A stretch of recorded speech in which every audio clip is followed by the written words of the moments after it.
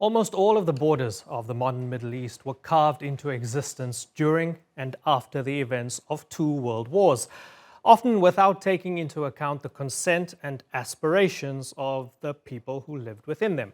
The fact that Britain, the world's most powerful empire during World War I, coerced local leaders with dreams of statehood in order to get their allegiance, and then sometimes double-crossed them, is probably not a surprise to many.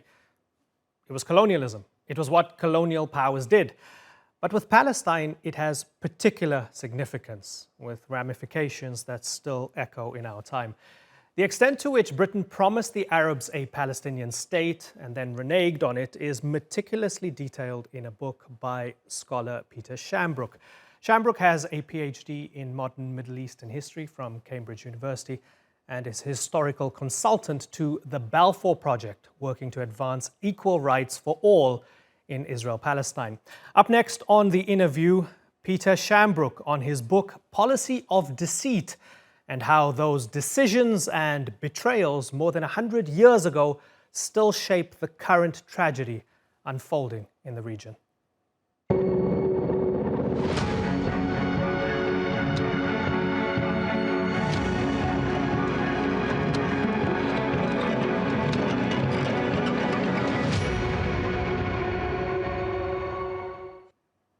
Delighted to have Peter Shambrook with us on the InnerView. Thank you very much for joining us, sir. No, thank you. Delighted to be here. Thank you, Imran. We tend to have these ideas of the past, of who the land belongs to, who betrayed them, who lied, who promised, and so on and so forth. I wonder, from a technical perspective, as a historian and a scholar, how do you actually approach something like this with fresh eyes, given that it has been so well documented and everybody's so sort of dyed in the wool in terms of their opinions and theories? Well, there's no doubt that the history of that region of Palestine, of the Eastern Mediterranean, what they call Greater Syria before the First World War, that is not just a well-documented, a well-ploughed field in terms of research. It's an over-ploughed field. I mean, so it's a moral and political minefield. I've been intrigued and involved with Palestine and Israel for 50 years. I'm 75 years young now. But in particular, about 2016, I was asked by some Balfour Project friends to give a 20-minute talk about Britain's involvement in the Middle East during the First World War and its legacy.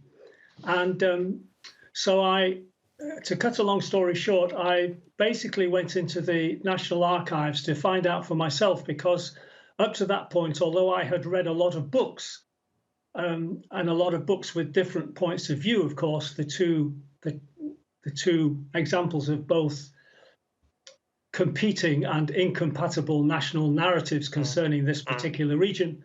I had not been into the archives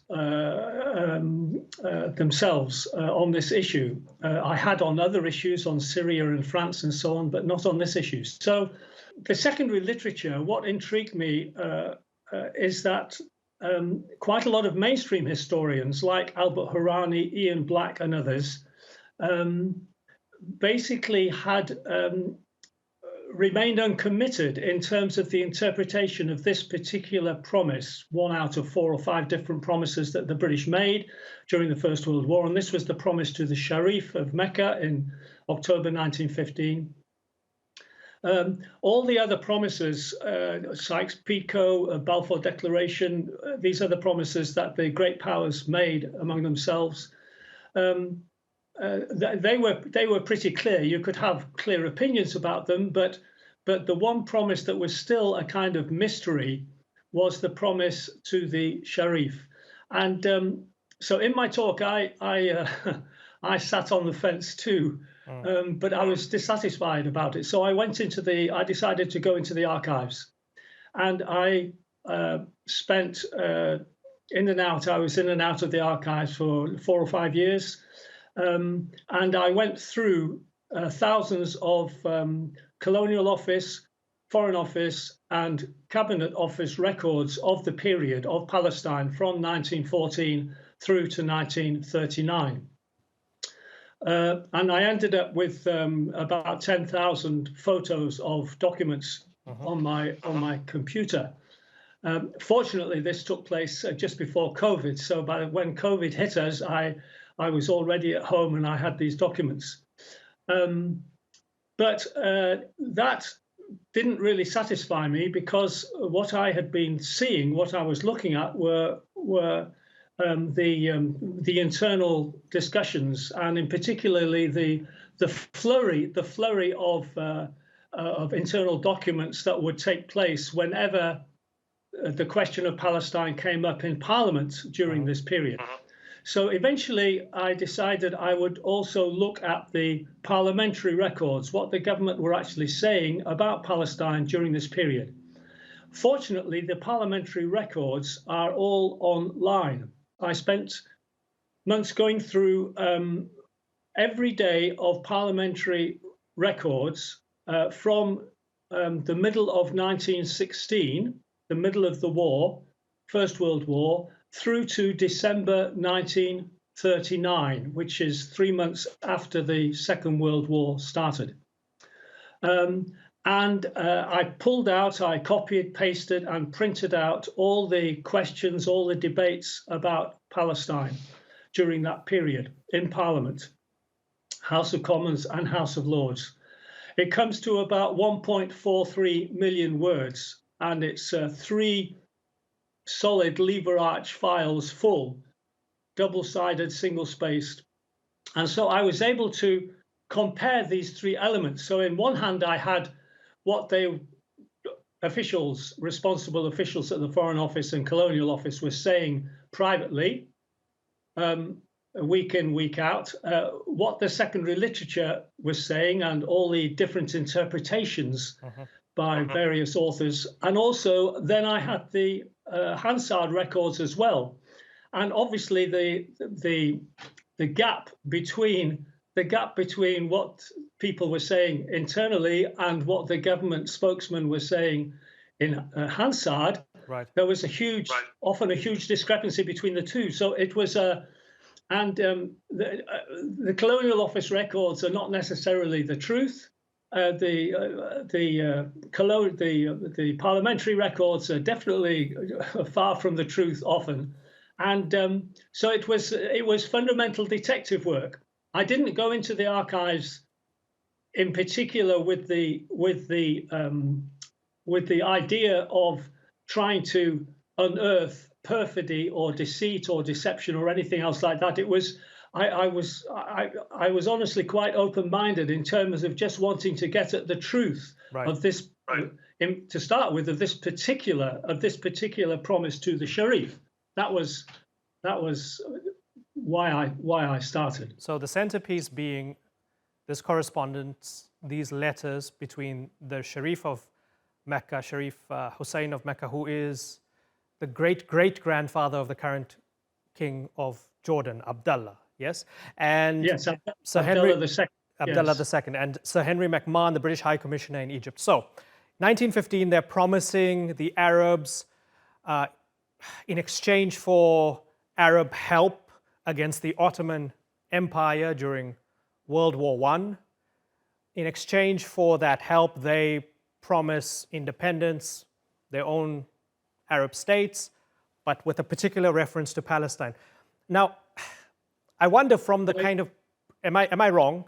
Correct me. No, you're more or less correct in the sense the bargain was that the British promised the Sharif a huge independent Arab state or states, which encompassed the whole of the Eastern Mediterranean, Greater Syria, from the Taurus Mountains down to the Hijaz and Egypt, and also eastwards. Almost all the 95% of the Saudi Peninsula, and going eastwards into what is now part of Iraq.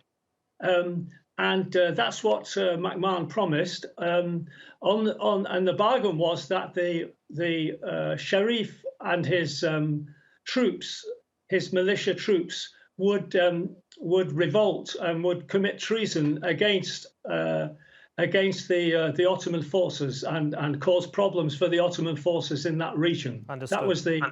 That was the bargain. Right. So there are three sort of pillars here. So these letters, which have been lesser known until you brought them out of the archives and put more focus on them. The Sykes-Picot Agreement, the British and French, carving up the regions, saying we'll take this part, you take that part, etc. And the Balfour Declaration just a little bit afterwards, 1917, which promises the Zionist movement a state in Palestine, right? From the British colonial perspective, officially a national homeland. A national homeland. Officially, yes, in the vocabulary of the time, yes. Would they not have been thinking that, okay, these things are not all mutually exclusive because it's a time of war, it's all shape-shifting, and sometimes we have to maybe promise with our fingers crossed behind our backs because we're fighting a war and we don't know how the cards will land eventually. Like, isn't it true that whichever perspective you come from, you'll hold on to whichever agreement you want to agree, or you want to hold on to? And so for the Arabs, it was, you promised us independent homelands, including Palestine, and we want to hold you to it. Whereas it was a little bit more pragmatic from the perspective of the British Empire. Of course, it was pragmatic. Absolutely. All these promises to the French, to the Arabs, and to the global Jewish community, they were all made primarily for the British, from the British perspective, to win the war, to gain a strategic edge over their enemies. And I mean, in particular, the promise to the Sharif at the time. The British had never imagined, the British leaders, both political and military, never imagined that that particular promise to the Sharif would need to be honoured. The Liberal Foreign Minister, Edward Grey, at the time, who was McMahon's boss, so to speak, he talked about the correspondence as a castle in the air which would never materialize.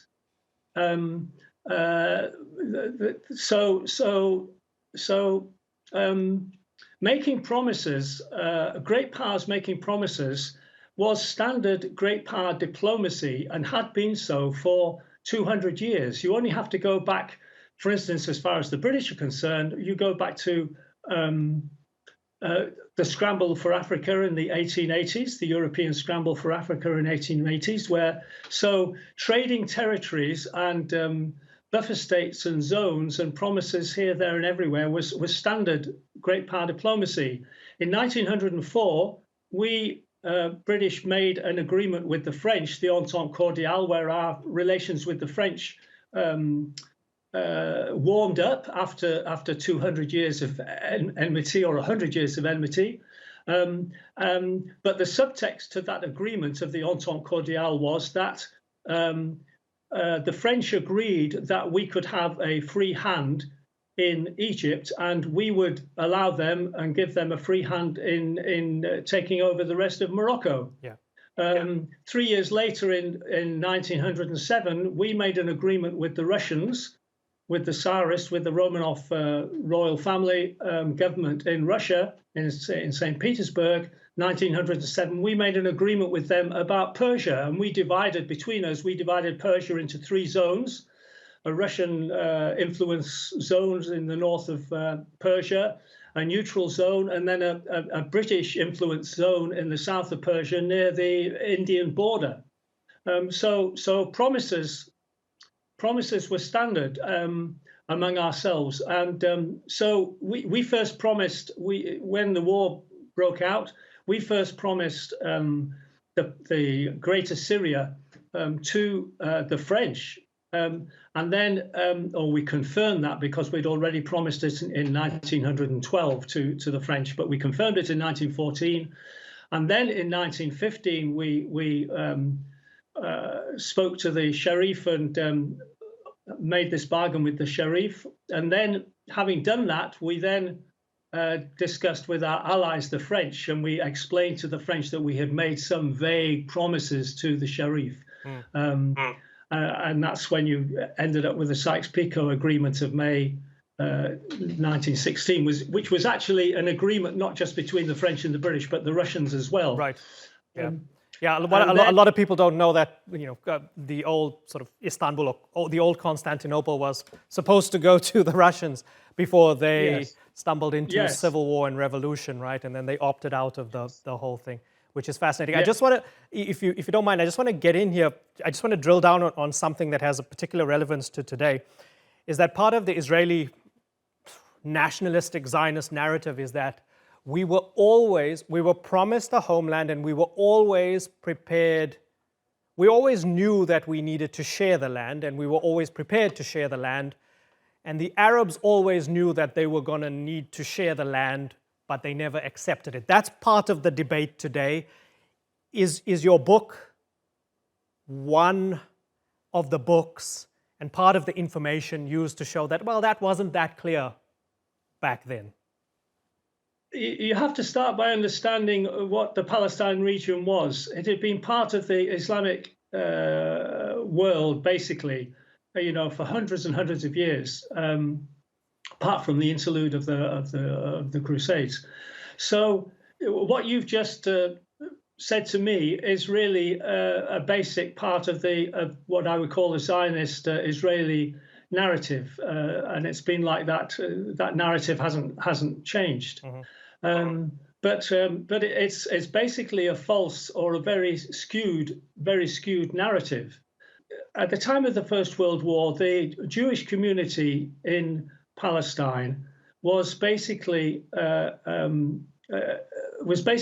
7 or 8%, and it was mostly traditional religious community, and they lived and they were Arabic speaking, and they were not European, and they were just one of the minorities in the Islamic world, or the Ottoman world, which included Palestine.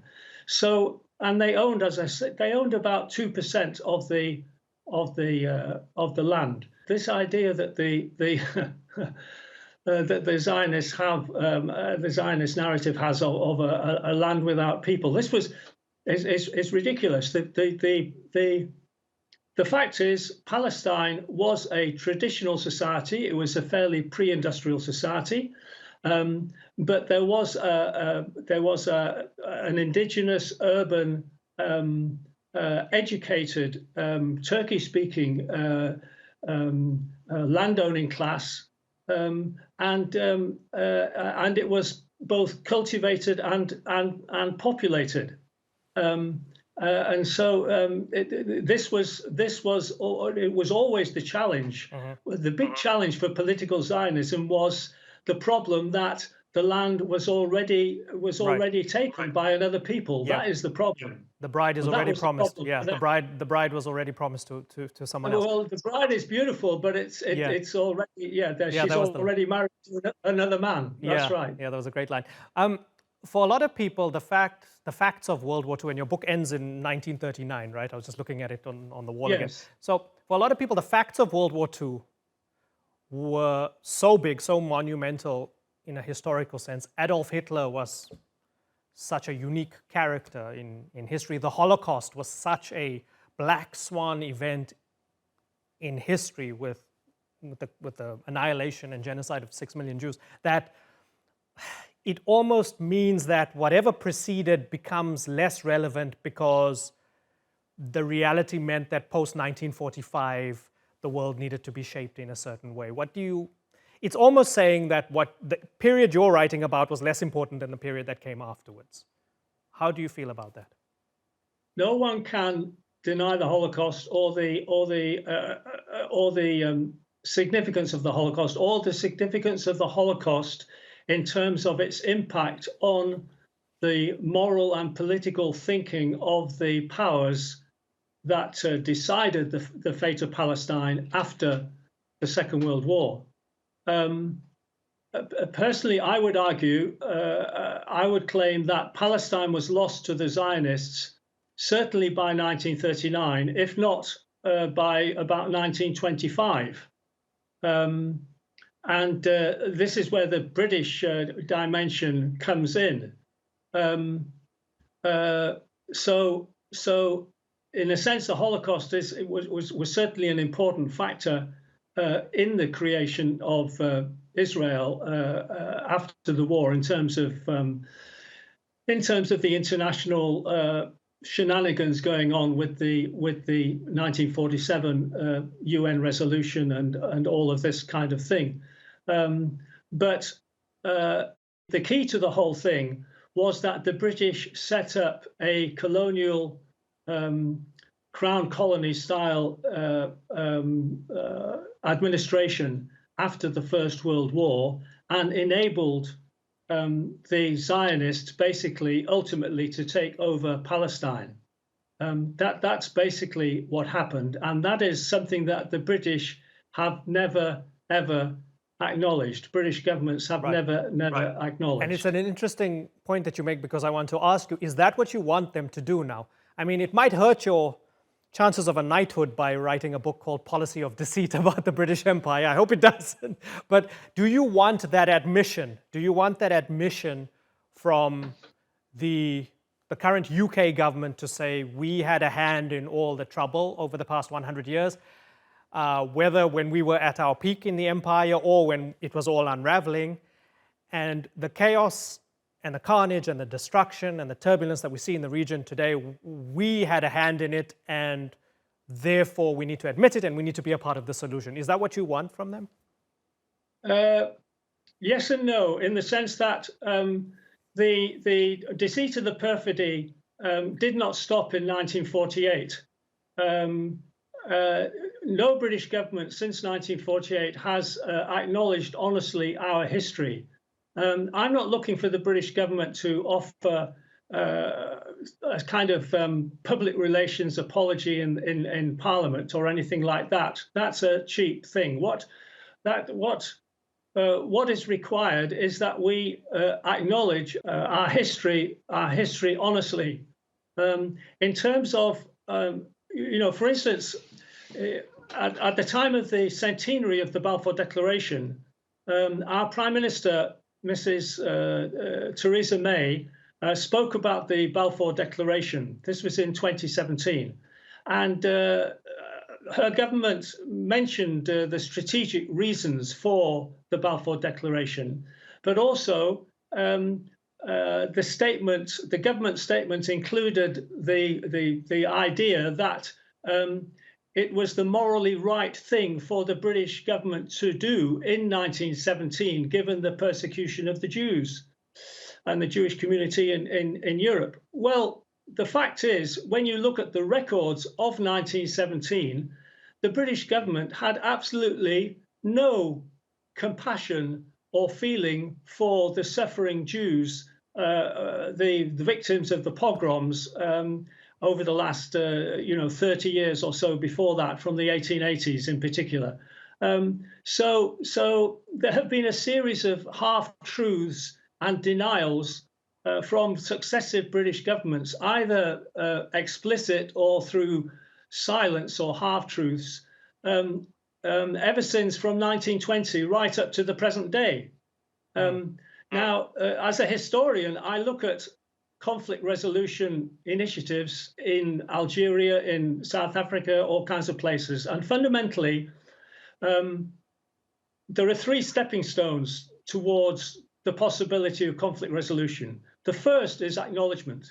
The second is accountability. The third is acceptance, where both sides or all sides, if there are more than two, agree that they, one way or another, they need to shed their attitudes of contempt towards the other, and they need to build a common future together.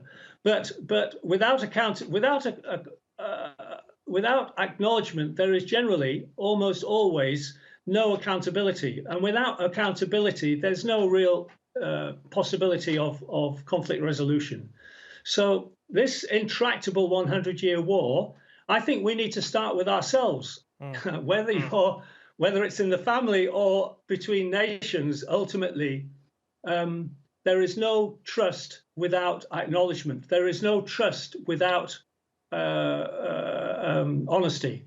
So that's where I come from. To me, I don't have much faith or hope. I'm not optimistic that the British government is going to acknowledge its history, but I can tell you one thing: the Foreign Office in Britain now can no longer deny the reality of British policy towards Palestine during the First World War. That's what I've written, and it's there, and they cannot deny it. Yeah. And they need to acknowledge it, and it's up to them to acknowledge it or not. I'm not looking for a cheap apology. I don't expect that. But they can no longer deny that they know about the reality of our great power policy. And we all appreciate your contribution to the historical record. It enriches all of us and gives us a clearer understanding of what happened during that period. Peter Shambrook, I sincerely appreciate you taking the time to appear on the interview. Thank you very much for joining us. Thank you for having me. Thank you for having me. Take care. Thank you.